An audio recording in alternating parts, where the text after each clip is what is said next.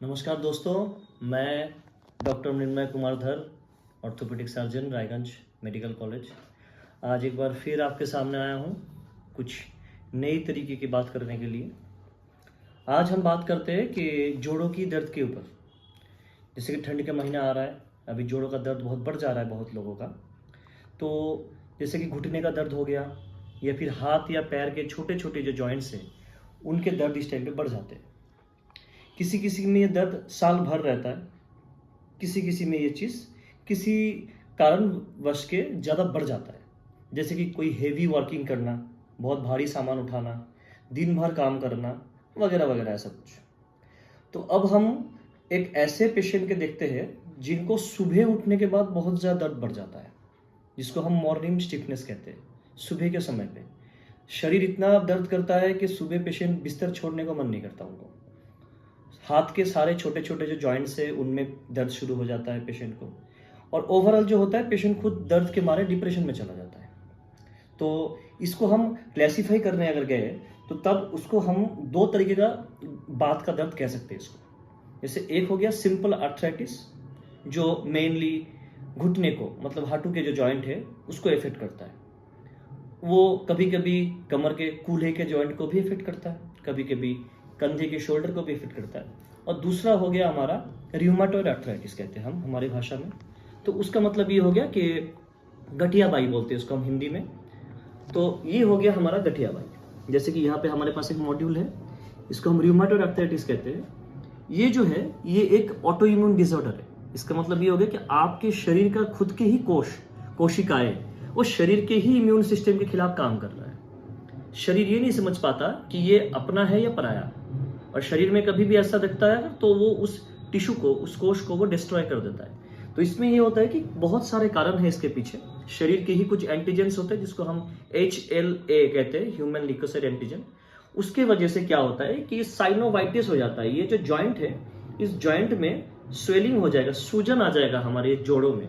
जैसे कि हाथ का जोड़ है, इसमें बहुत सारे जॉइंट्स है, लिगामेंट्स है ऊपर। तो इन्हीं में वो धीरे धीरे अपने ही जॉइंट को खराब करने लगेगा। उसके वजह से साइनोवाइटिस होगा, मतलब जॉइंट के अंदर पानी भरने जैसा हो जाएगा।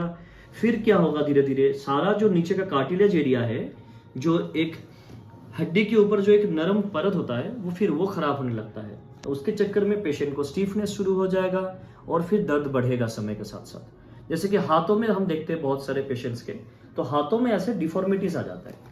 जैसे कि ये एक नॉर्मल हाथ है और रूमेटॉइड आर्थराइटिस के गठिया बाई के पेशेंट के अंदर ऐसे डिफॉर्मिटीज आ जाते हैं। हमारे जो हाथ के जॉइंट होते हैं ये धीरे धीरे टेढ़ा हो जाता है। पेशेंट को ग्रैस्पिंग करने में, किसी भी चीज को पकड़ने में दिक्कत होता है उस समय पे। और उसके बाद क्या होता है, ये सिर्फ हाथ को ही नहीं, ये पैरों में भी आता है, ये घुटने में भी जाता है, और ये सर्वाइकल स्पाइन मतलब कंधे को भी परेशान करता है कभी कभी। और इसके साथ साथ अगर देखा जाए जोड़ के बाहर भी अगर देखें हम, तो ये हाथों में बहुत जगहों में छोटे छोटे दाने बना देता है, टेंडन के अंदर, धागाओं का रस्सी के अंदर। और इसके साथ साथ जो है ये कभी कभी आंखों को भी खराब करते हैं, उसको हम स्क्लेराइटिस कहते हैं। तो हमें कैसे पता चलता है कि ये कौन सा बात है, ये ऑस्टियोआर्थराइटिस है या रूमेटॉइड आर्थराइटिस है, गठिया बाई है?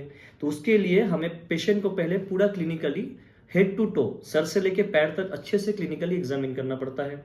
पेशेंट का पूरा हिस्ट्री लिया जाता है, इतिहास पूछा जाता है कि आपके घर में किसी को था या नहीं था, आपको कब से है, वगैरह वगैरह। क्योंकि ये ज़्यादातर आफ्टर 30s 40s 50s में ज़्यादा होता है। पर एक इसका फॉर्म है जो जुवेनाइल ऑनसेट कहा जाता है, वो अर्ली उम्र में, कम उम्र में भी होता है। तो इतिहास पेशेंट से पूछना बहुत ज़रूरी है।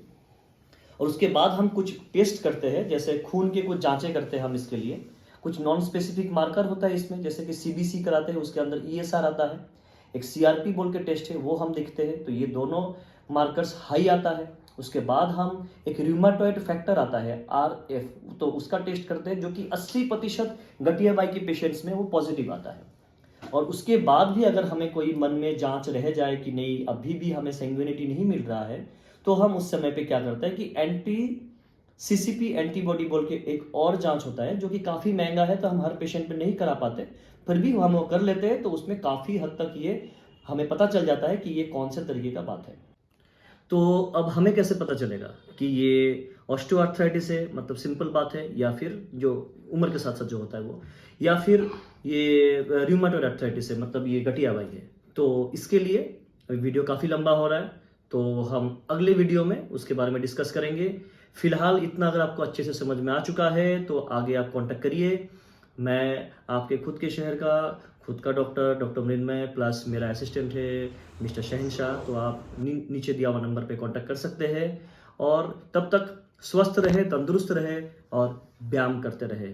एक्सरसाइज बहुत ज़रूरी है एक हेल्दी लाइफस्टाइल जीने के लिए। बाय बाय गाइस, नमस्कार।